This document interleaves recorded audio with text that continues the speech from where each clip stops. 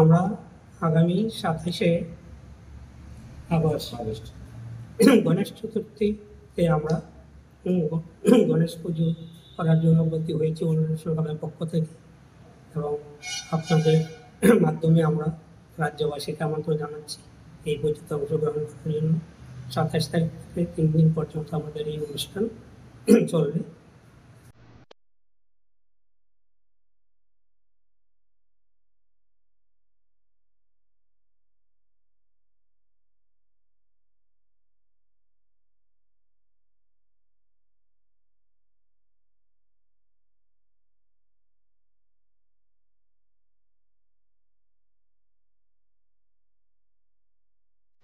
আগামী 27শে আগস্ট থেকে 27, 28 এবং 29 3 দিন ব্যাপী আমাদের গণেশ পুজো অনুষ্ঠিত হবে।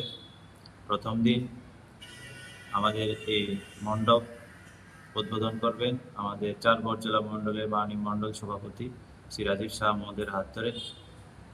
সঙ্গে থাকবেন আমাদের 4 নম্বর ওয়ার্ডের কর্পোরেটর শ্রীমতী সুপর্ণা দেবনাথ মহোদয়, এবং বিভিন্ন পূজা অর্চনার মাধ্যমে আমাদের এই পুজো অনুষ্ঠিত হবে।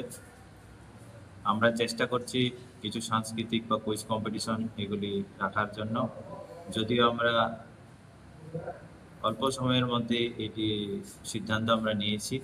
তো আমরা আমাদের ক্লাব সবচেয়ে বড় যে শারদীয় দুর্গোৎসব, এই দুর্গোৎসবে আমরা কাজে ব্যস্ত, এর মাঝখানেই আমরা এই সিদ্ধান্ত নিয়েছি আমাদের ক্লাবের সমস্ত সদস্য